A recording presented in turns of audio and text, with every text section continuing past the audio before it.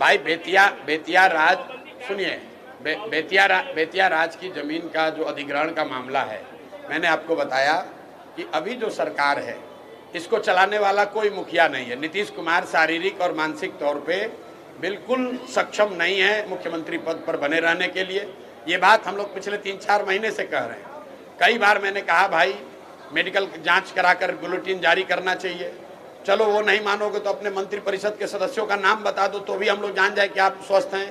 आपने कल देखा कि मंत्रिपरिषद के साथियों का नाम तो छोड़िए, नीतीश कुमार देश के प्रधानमंत्री जो स्टेज पर बैठे थे उन्हीं का नाम भूल गए। आप जरा समझिए, हंसने की बात नहीं है।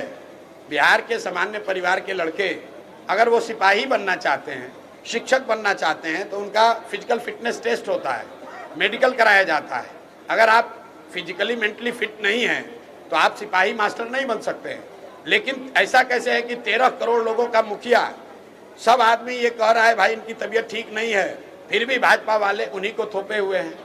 क्यों थोपे हुए हैं, ये आपके और समाज के चर्चा और उनके निर्णय का विषय है। मैं ऐसा समझता हूँ कि चाहे बेतिया राज के अधिग्रहण का मामला हो, लॉ एंड ऑर्डर का मामला हो, या सरकार की ओवरऑल जो फंक्शनिंग है, इस सरकार का मुखिया शारीरिक मानसिक तौर पर फिट नहीं है। सरकार को मुख्यमंत्री नीतीश कुमार नहीं चला रहे हैं, 3-4 रिटायर्ड ब्यूरोक्रेट जो उनके सलाहकार है वो लोग चला रहा है, और 3-4 उगाही मंत्री है।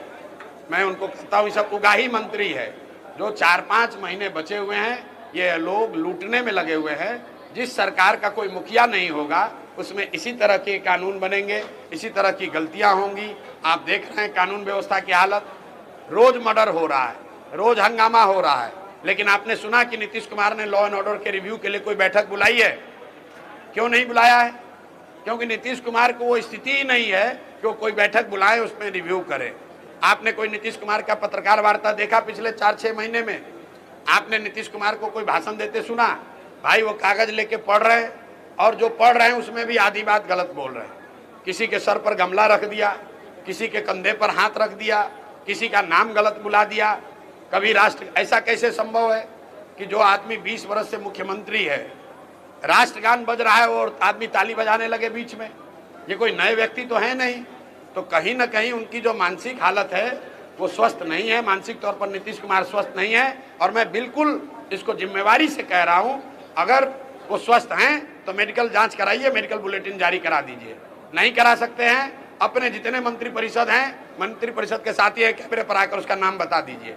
अगर वो भी नहीं करना, अपने जो 5 आपके फेवरेट अफसर हैं वो अफसरों का नाम बता दीजिए कैमरा पर। नीतीश कुमार को कोई बात याद नहीं है, ज़्यादातर बात याद नहीं है। जो लोग लिख कर देते हैं वही वो पढ़ते हैं। नीतीश कुमार को चारों ओर से लोगों ने घेर रखा है ताकि ये पता नहीं चले जनता को कि इनकी असली स्थिति क्या है। बेतिया राज की जमीन का अधिग्रहण का मामला सरासर गलत है, क्योंकि जो ऑलरेडी जमाबंदी हो गया, जिस जमीन का रसीद कट गया, उसका आप कैसे अधिग्रहण फिर से कर लीजिएगा? लेकिन ये मामला सिर्फ बेतिया राज का जमीन का नहीं है।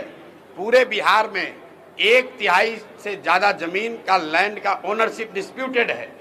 आप बेतिया राज अधिग्रहण से पहले भी जब मैं पैदल चला हूँ तो पहाड़गंज में, गोविंदगंज में, अरेराज में सैकड़ों ऐसे लोगों से मिला हूँ जो जमीन को जोत रहा है, रसीद कटा रहा है, लेकिन वो जमीन को बेच नहीं सकता है, वो जमीन पर लोन नहीं ले सकता है।